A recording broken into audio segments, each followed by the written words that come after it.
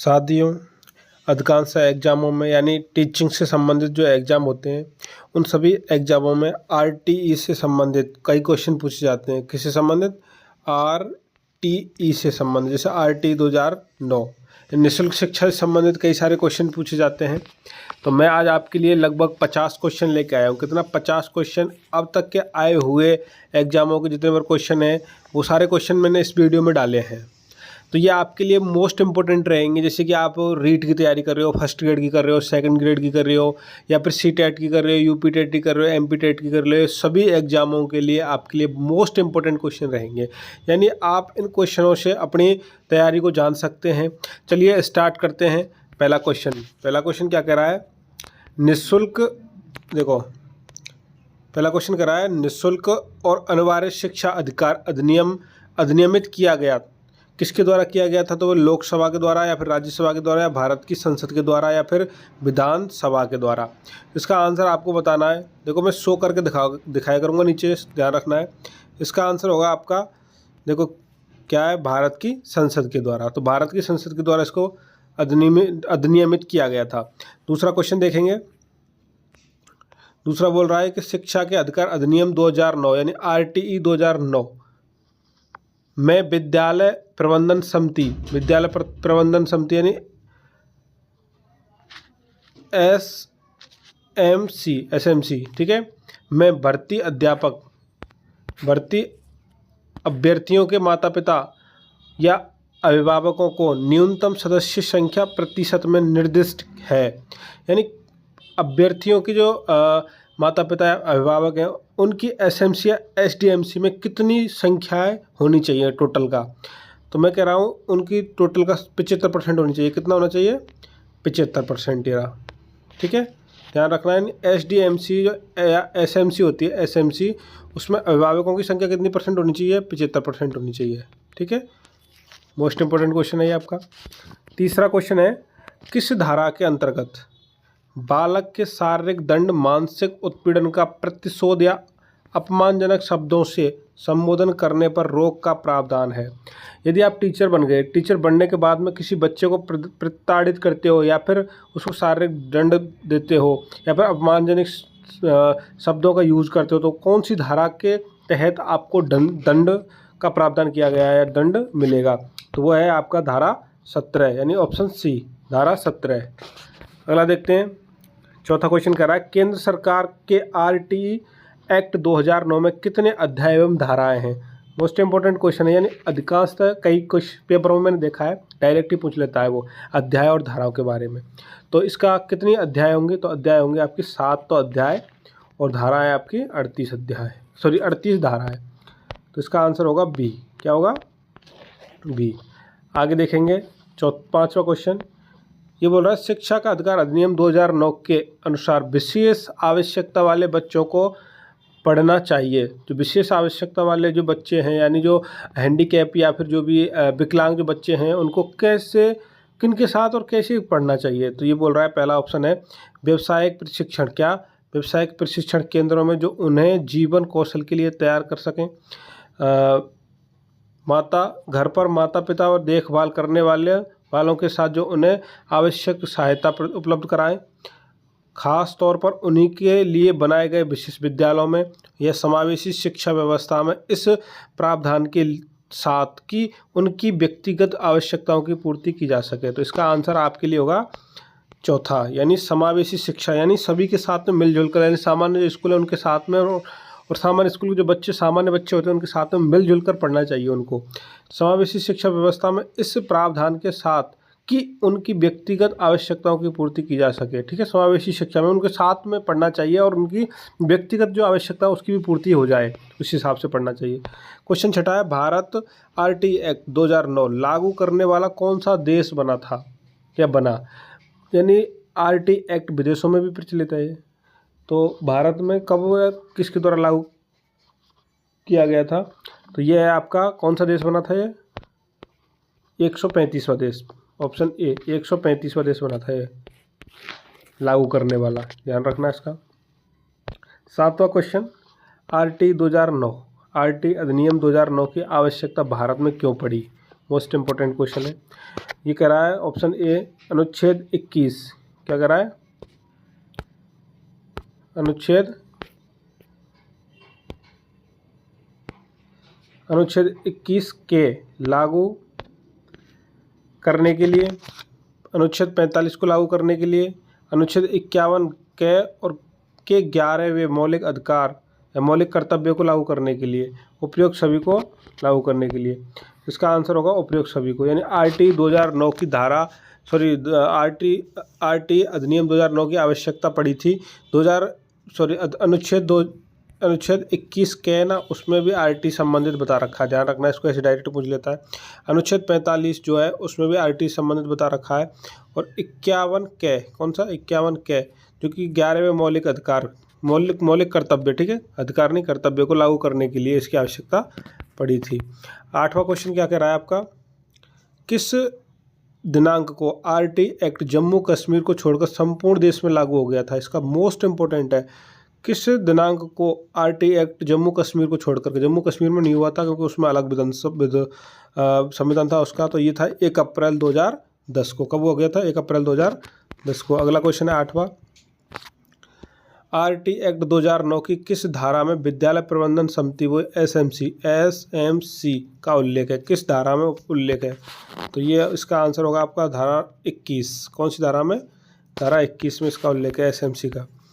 Question 10, RT act 2009 की कौन सी धारा में यह उल्लेख है कि राज्यों में प्रत्येक राज्य अपनी अपनी आरटी नियमावली बनाए।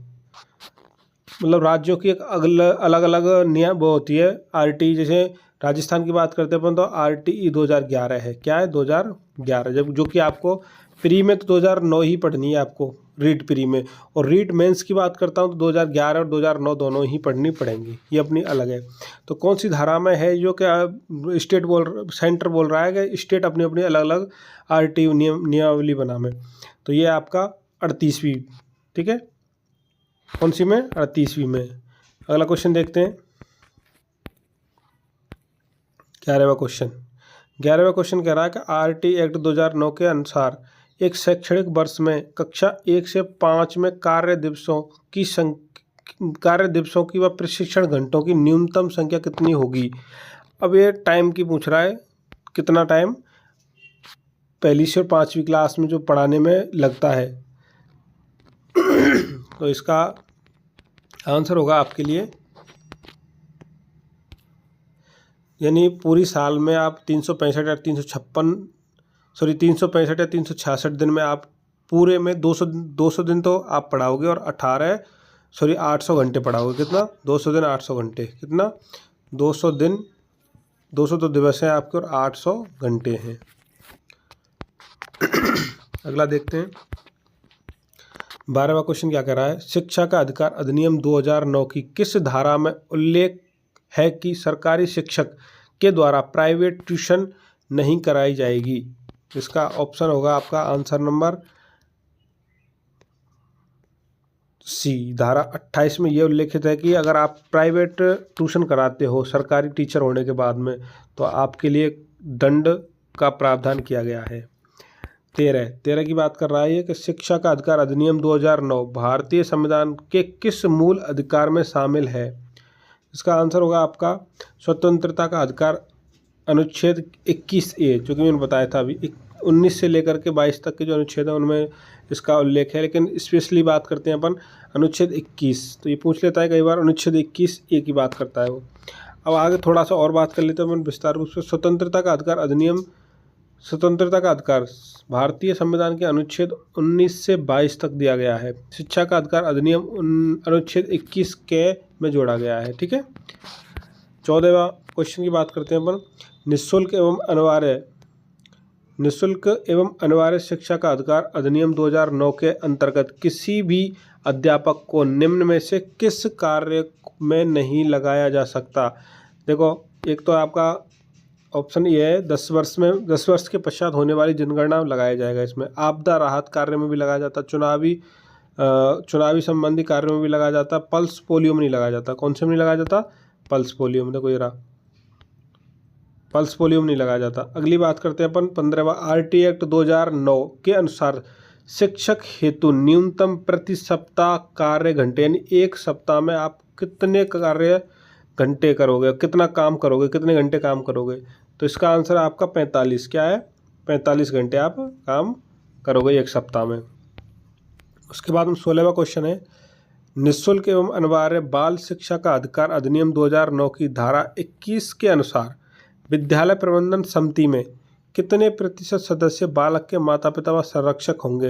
ये क्वेश्चन मैंने अभी थोड़ी देर पहले बताया था, सेम यही क्वेश्चन था, लेकिन घूम फिर करके दोबारा से आ गया।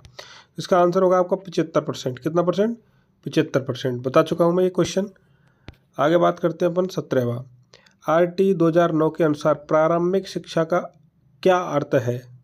प्रारंभिक शिक्षा का क्या अर्थ है RT 2009 के अनुसार। तो इसका आंसर है आपका कक्षा 1 से लेकर के 8वीं तक की जो शिक्षा है उसको प्रारंभिक शिक्षा कहते हैं। 18वां क्वेश्चन कह रहा है, एक प्राथमिक विद्यालय में 85 अभ्यर्थियों का नामांकन है। RT एक्ट के अनुसार विद्यालय में अध्यापकों के स्वीकृत पदों की संख्या होगी। तो मैं आपके लिए बता देता हूँ, देखो एक बात, यानी अगर 30 बच्चा हैं तो 30 बच्चों पर एक टीचर रहता है। अगर 31 बच्चों से लेकर के और 60 बच्चों तक हैं तो कितने टीचर रहेंगे? 2 टीचर रहेंगे। ये प्राइमरी की बात कर रहा हूँ मैं। अगर 61 बच्चों से लेकर के कितने 61 बच्चों से लेकर के 90 बच्चे हैं तो 3 टीचर रहेंगे, यानी 30-30 का रेशियो चलता है। अगर 91 बच्चों से लेकर के 120 तक बच्चे हैं तो 4 टीचर प्लस 1 HM रहेगा, हेड मास्टर रहेगा उसमें, ठीक है। तो इसका आंसर आपका क्या रह सकता है? 85 की बात कर रहा है वो, तो इसमें 3 टीचर रहेंगे। कितने रहेंगे? 3 टीचर रहेंगे अगर 85 बच्चे हैं तो तुम्हारी क्लास में, यानी 60 तक 2 हो गए और 60 से ऊपर 3, 90 तक। अगला क्वेश्चन की बात करते हैं 19वां। ये कह रहा है, शिक्षा का अधिकार अधिनियम 2009 में 9 ने 6 वर्ष से 14 वर्ष आयु के विद्यालय कभी ना गए अथवा विद्यालय शिक्षा अधूरी छोड़ने वाले बच्चों की शिक्षा की मुख्य धारा से जोड़ने हेतु क्या किया है उन्होंने। तो इसके लिए क्या किया है? इसका आंसर आपको कमेंट बॉक्स में बताना है। 19वें का आंसर किसका? 19वें का आंसर आपको कमेंट बॉक्स में बताना है कि शिक्षा का अधिकार अधिनियम 2009 ने 6 वर्ष से 14 वर्ष तक की जो आयु के बच्चे जो कभी विद्यालय नहीं गए या विद्यालय शिक्षा अधूरी छोड़ने वाले बच्चों को शिक्षा की मुख्य धारा से जोड़ने के लिए क्या किया गया है। इसका आंसर आपको कमेंट बॉक्स में बताना। 19वां क्वेश्चन है। बाकी 20वें क्वेश्चन की बात करते हैं अपन। 20वां क्वेश्चन क्या कह रहा है? शिक्षा के अधिकार अधिनियम द्वारा गरीब बच्चों के लिए निजी विद्यालयों में कितने प्रतिशत सीटें आरक्षित की गई हैं। RT के तहत आपको शायद पता होगा, RT के तहत क्या होता है, बच्चों का एडमिशन प्राइवेट स्कूल में एडमिशन होता है तो उसमें कितनी 25% सीटें होती हैं। जैसे मान के चलो पहली क्लास, जो कि पहली क्लास में होता है, जो छोटा बच्चा होता है पहली क्लास में उसमें एडमिशन होता है प्राइवेट स्कूल में और फ्री होता है वो 25% बच्चों का। जैसे मान के चलो कोई प्राइवेट स्कूल में पहली क्लास में 100 एडमिशन आए तो जिनमें से 25 जो एडमिशन रहेंगे उसका जो वेतन या फिर जिसकी जो फीस रहेगी, कॉपी किताब ड्रेस आदि से लेकर के, वो सरकार वहन करती है उसका टोटली। तो उसको कैसे रोस्टेड पद्धति होती है उसमें कैसे चूज करते हैं, एक तो रहेगा आपका जैसे पहला, दूसरा, तीसरा और चौथा ऐसे बच्चे आते हैं ना, 5वां, 6वां, 7वां, 8वां, 9वां, 10, 11 और 12। आपको इसमें समझा देता हूँ कि जैसे अपन RT के तहत कैसे एडमिशन लिया जाता है प्राइवेट स्कूलों में। तो इसमें ऐसे लेते हैं कि मान के चलो तीन बच्चे आ गए आपके प्राइवेट स्कूल में 3 एडमिशन हो गए तो चौथा जो एडमिशन होगा वो फ्री होगा। कौन सा होगा? फ्री वाला होगा। अब 5वां भी फ्री वाला होगा। कौन सा? फ्री वाला। 6वां, 7वां और 8वां पैसे वाला होगा। 9वां फिर फ्री वाला होगा। 10, 11, 12 पैसे वाला होगा। 13वां फिर फ्री वाला होगा। यानी 3 को छोड़ करके जो चौथा होता है एडमिशन वो कौन सा होता है? फ्री वाला होता है। ऐसे करते हैं उसको, ठीक है। यानी 25% होता है टोटली। आगे बात करते हैं अपन। 21वां क्वेश्चन बोल रहा है, भारत में शिक्षा के अधिकार का जनक कहा जाता है, किसको कहा जाता है? तो मैं बात करता हूँ सबसे पहले 1910 में गोपाल कृष्ण गोखले ने इसकी चर्चा की थी, RT की चर्चा की थी, शिक्षा के अधिकार की बात करी थी। तो इसका आंसर होगा आपका गोपाल कृष्ण गोखले। याद रखना है, ऐसे कई क्वेश्चन पूछ लेता है वो डायरेक्ट ही। भारतीय संविधान में शिक्षा किस सूची का विषय है? सूची संघ सूची, राज्य सूची, समवर्ती सूची या फिर अवशिष्ट सूची। तो ये है आपका समवर्ती सूची।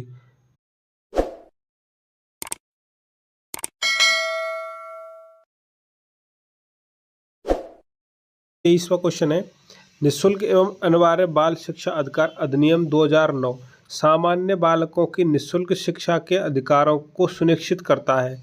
तो जो मतलब ये पूछ रहा है, उम्र पूछ रहा है बच्चों की कितनी उम्र से कितनी उम्र तक के लिए ये अनिवार्य शिक्षा है। तो ये आपकी 6 से 14 वर्ष तक के बच्चों के लिए, कौन से 6 से 14 वर्ष तक के जो बच्चे हैं उनके लिए आरटी के तहत फ्री पढ़ाए जाते हैं।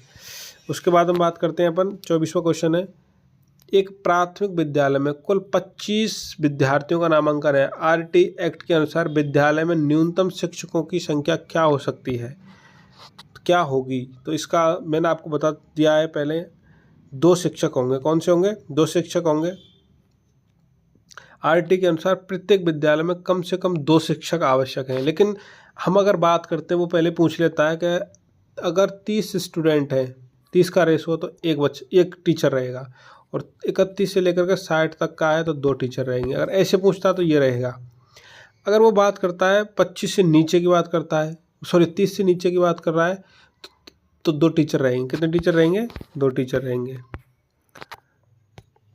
25वां शिक्षा का अधिकार अधिनियम 2009 में एक अध्यापक निम्नलिखित में से कौन सा दायित्व पूरा करना होगा? अध्यापक निम्नलिखित में से कौन सा दायित्व पूरा करना होगा? अध्यापक का दायित्व क्या है इसमें? इसका आंसर होगा आपका उपयुक्त सभी। कौन कौन से दायित्व? विद्यालय में नियमित रूप से उपस्थित होना होगा, बिल्कुल सही है, आरटी के तहत। पाठ्यक्रम का संचालन पूरा करना होगा, बिल्कुल सही है। संपूर्ण पाठ्यक्रम को सुनिश्चित समय पर पूरा करना होगा, बिल्कुल सही है, यानी उपयुक्त सभी सही है इसमें। 26वां क्वेश्चन है आपका, ये बोल रहा है निःशुल्क एवं अनिवार्य बाल शिक्षा का अधिकार। निःशुल्क एवं अनिवार्य बाल शिक्षा का अधिकार अधिनियम 2009 के अनुसार अनुवीक्षण प्रक्रिया, कौन सी प्रक्रिया? अनुवीक्षण प्रक्रिया से क्या तात्पर्य है? इसका मतलब क्या है? तो ये है आपका प्रवेश प्रक्रिया, जैसे अपन प्रवेश लेते हैं किसी क्लास में, किसी भी संस्था में, तो उसको क्या बोलते हैं? अनुवीक्षण प्रक्रिया बोलते हैं। ठीक है, ध्यान रखना है। 27वां क्वेश्चन है आपका, आरटी एक्ट 2009 के तहत विद्यालय में रिक्त पद कुल स्वीकृत पदों का कितना प्रतिशत अधिकतम हो सकता है? यानी कुल टोटल जो पद हैं उनमें से कितने अधिकतम पद रिक्त रह सकते हैं विद्यालय में? ठीक है, तो इसका आंसर होगा आपका 10%। यानी अगर मान के चलो टोटली 10 टीचर हैं या 10 पद स्वीकृत हैं आपके विद्यालय में, तो जिसमें से एक पद ही, यानी एक पद रिक्त रह सकता है। अगर 2 पद वाली रिक्त रहने की स्थिति कभी नहीं हो सकती है। ठीक है, आरटी के तहत। अगला बात करते हैं 28वां क्वेश्चन है, 86वें संविधान संशोधन अधिनियम 2002 के तहत के द्वारा 6 से 14 वर्ष तक की आयु वर्ग के बच्चे या सभी बच्चों को मुफ्त एवं अनिवार्य शिक्षा को मूलभूत अधिकार बनाने की बात कही। यह संविधान की किस धारा में है? तो ये आपका 21A में। किसमें? 21A में, ऑप्शन ए। अगला बात करते हैं 29वां क्वेश्चन है, ये बोल रहा है शिक्षा का अधिकार अधिनियम 2009 के अनुसार यदि कोई विद्यालय कैपिटेशन शुल्क लेता है, यानी कोई भी कैपिटेशन शुल्क लेता है, तब उसके लिए क्या दंड दिए जाने का प्रावधान है? ये आपका आरपीएससी स्कूल लेक्चरर 2018 में आया हुआ क्वेश्चन है। तो इसका आंसर होगा आपका लिए गए व्यक्ति के शुल्क के 10 गुना का अर्थदंड। यानी अगर उससे 1,000 या 10,000 1,000 रुपये लिए गए हैं उससे, तो उससे 10,000 रुपये वापस करने होंगे उसको। ठीक है, अब बात करते हैं 30वां क्वेश्चन है, निम्नलिखित में से कौन सा शिक्षा का अधिकार अधिनियम 2009 के संदर्भ में सही नहीं है? आरपीएससी स्कूल लेक्चरर 2018 का क्वेश्चन है ये भी। इसमें से पूछ रहा है कि निम्नलिखित में से कौन सा शिक्षा का अधिकार अधिनियम 2009 के संदर्भ में सही नहीं है?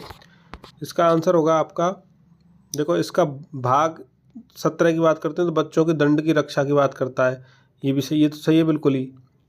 इसका भाग 14 प्रति व्यक्ति शुल्क संग्रहण का निषेध करता है। 21 में विद्यालय प्रबंधन समिति का प्रावधान है, ये भी सही है। 28 में शिक्षकों के निजी ट्यूशन को निषेध करता है, तो इसका आंसर होगा आपका, इसका आंसर 1 मिनट में बता देता हूँ आपके लिए।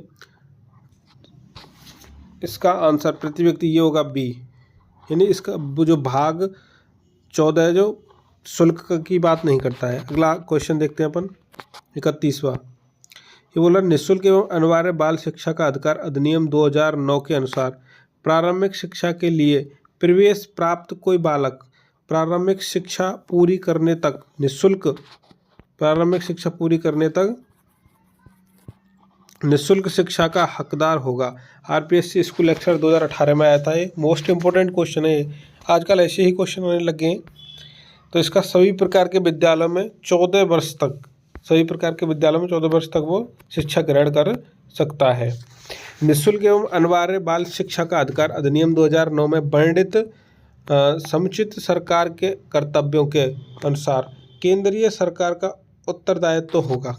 केंद्रीय सरकार क्या करेगी इसके लिए? तो उसका उत्तरदायित्व रहेगा आपका शिक्षकों के प्रशिक्षण के लिए मानकों को विकसित और लागू करना। क्वेश्चन है आपका 33वां।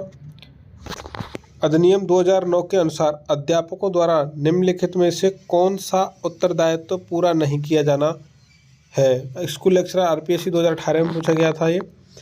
इसका आंसर अधिनियम 2009 के अनुसार अध्यापकों द्वारा निम्नलिखित में से कौन सा उत्तरदायित्व पूरा नहीं किया जाना है? इसका आंसर होगा आपका शैक्षणिक कैलेंडर यानी पंचांग का विनिश्चय करना। 34वां क्वेश्चन, शिक्षा का अधिकार कानून 2009 के किस अध्याय में विद्यालय एवं शिक्षकों की जिम्मेदारी का वर्णन है?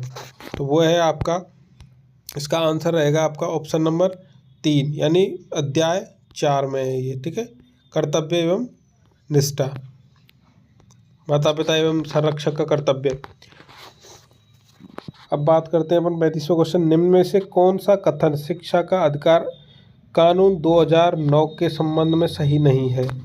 इसका खंड 26 विद्यालयों में शिक्षकों की रिक्ति को भरने के संबंध में। 28 खंड 28 शिक्षकों के द्वारा निजी तंत्र को प्रतिबंध करता है। ठीक है, हाँ, ट्यूशन पर रोक लगाता है। अध्याय 3 पाठ्यक्रम एवं मूल्यांकन प्रक्रिया से संबंध। अध्याय 5 बच्चों के अधिकारों के संरक्षण के संबंधित। तो इसका आंसर होगा आपका 3, इसमें पाठ्यक्रम एवं मूल्यांकन प्रक्रिया से संबंधित नहीं है ये। अगली बात करते हैं अपन 36वां क्वेश्चन, शिक्षा का अधिकार अधिनियम आरटीई का राजस्थान में नाम क्या है? तो इसका राजस्थान में नाम है आपका राजस्थान निःशुल्क और अनिवार्य बाल शिक्षा का अधिकार अधिनियम 2011 है। ठीक है, option a most important question है ये राजस्थान के लिए। बाकी मैं बात करता हूँ 37वां क्वेश्चन, बच्चों के लिए मुफ्त एवं अनिवार्य शिक्षा का अधिकार कानून 2009 के निम्नांकित में से किस भाग को बच्चों के लिए निःशुल्क एवं अनिवार्य शिक्षा कानून 2019 द्वारा संशोधित किया गया? आरपीएससी स्कूल लेक्चर 2018 का क्वेश्चन है। संशोधित की बात कर रहा है वो, किसको संशोधित किया गया था? भाग 16 को संशोधित किया गया था। इसमें किसको? भाग 16 को संशोधित किया गया था। अगला बात करते हैं 37वां, निःशुल्क एवं अनिवार्य शिक्षा के अधिकार 2009 में अनिवार्य शब्द का अर्थ है। अनिवार्य शब्द का अर्थ क्या है इसमें? ऑप्शन ए है इसका आंसर, यानी उचित सरकार दाखिले। उचित सरकार दाखिले उपस्थिति और प्रारंभिक शिक्षा की पूर्णता को सुनिश्चित करेगी। अगला है आपका 39वां, बाल शिक्षा का अधिकार एवं अनिवार्य शिक्षा अधिनियम। अनिवार्य अधिकार अधिनियम के अंतर्गत कक्षा 6 से 14 तक के विद्यार्थियों के लिए